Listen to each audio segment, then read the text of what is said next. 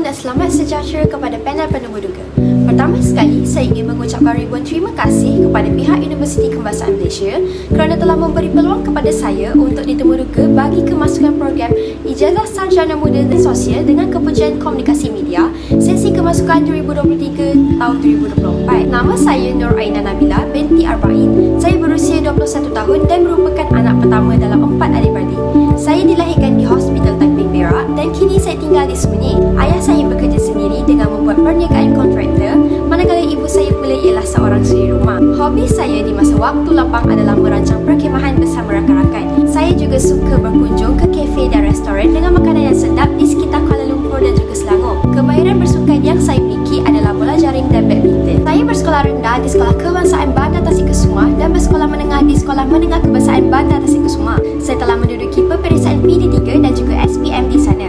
Antara pencapaian tertinggi saya di sekolah ialah saya telah dilantik sebagai mentor bagi program tunjuk ajar Kosifu untuk subjek prinsip perekonomian SPM. Selain itu, saya juga telah terpilih untuk memasuki pertandingan choral speaking sekolah menengah peringkat daerah Hulu Langat 2 tahun berturut-turut. Saya telah ditugaskan untuk mengatur skrip di dalam pertandingan ini. Saya juga telah mendapat anugerah Gangsa Nilam Jauhari dan telah berjaya menghasilkan bahan pusat sumber sekolah melalui program Night at Library pada tahun 2019. Tambahan pula, saya merupakan seorang pengawas pembimbing rakan sebaya dari sekolah rendah dan berjaya menyambung jawatan sebagai pengawas rakan sebaya di sekolah menengah. Saya telah mengambil bahagian dalam acara kem pembimbing rakan sebaya tahap bonsu dan berjaya menyambung kem ini ke tahap sulung. Saya telah menamatkan sesi pembelajaran di peringkat diploma di Universiti Selangor dan berjaya memperoleh keputusan CGPA 3.09. Saya juga terlibat di dalam operasi kesukarelawan di bawah UNICEF pada hujung tahun 2021 bagi membantu mangsa banjir sekitar Shah Alam. Di akhir semester, saya dapat menempatkan diri untuk latihan industri di salah satu agensi marketing yang dikenali ramai iaitu ZS Empire. Saya telah ditugaskan untuk mengendalikan produk Nelofa.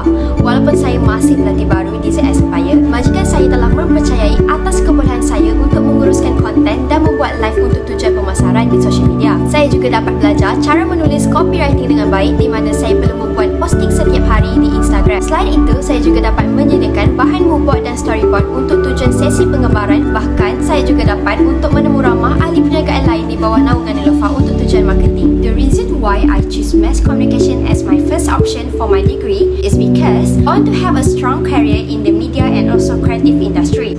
I chose the UKM Media Communication program because it offers a comprehensive curriculum that covers various aspects of media communication. The program emphasizes on practical skill and hands-on experience is also very appealing to me. UKM is a well-respected institute and I believe that studying at UKM will provide me with a solid foundation in the field of media communication. Overall, my dedication, skill and passion for mass communication make me an asset to UKM University. I know what I want, I know my strength and I know my weakness, and I am preparing myself for the next level, and I believe that becoming a media communication student at Universiti Kebahasaan Malaysia is the right path for me to achieve that dream.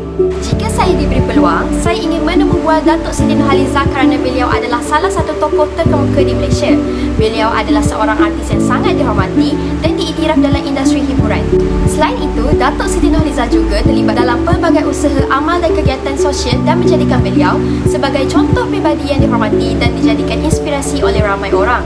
Watakannya yang rendah hati, kecemerlangan dalam kerjaya dan pengaruh positif yang beliau anugerahkan kepada masyarakat telah memperkuatkan kedudukan beliau sebagai tokoh terkemuka di Malaysia. Inilah antara sebab mengapa saya memilih Datuk Siti Nurhaliza untuk ditemu bual. Berbualan dengan beliau pastinya akan memberikan wawasan yang menarik mengenai seni, kehidupan dan perjalanan kerjaya yang bermanfaat. Saya adalah seorang individu yang berbakat dalam banyak bidang. Antara bakat yang saya ada adalah saya pernah memasuki kumpulan orkestra di sekolah rendah 3 tahun berturut-turut daripada tahun 2012. Hal ini menjadikan saya lebih berbakat dalam bermain alat muzik secara berkumpulan. Dan itu, saya juga berbakat dalam tarian tradisional yang mana saya pernah mengambil 2 bahagian dalam persembahan graduasi 2019.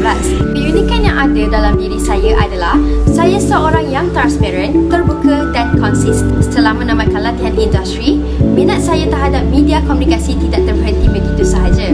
Saya telah berjaya mendapatkan kerjaya sementara sebagai live host cum content creator untuk produk Baby Pian HQ. Peluang menjadi promoter Baby Pian untuk menjual produk di pelbagai acara seperti Baby Expo di Mid Valley dan IOI City Mall. Saya telah mendapat kedudukan jualan tertinggi di kalangan semua kaki tangan.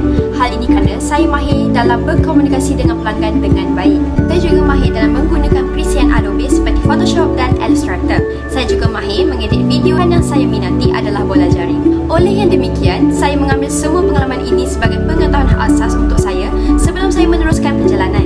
Saya percaya bidang Meskom dapat memberikan peluang untuk saya mengembangkan bakat-bakat ini. Saya memaparkan akaun media sosial saya untuk rujukan pihak universiti. Terima kasih kerana mempertimbangkan permohonan saya dan saya mengharapkan peluang untuk belajar dan berkembang sebagai pelajar di universiti anda.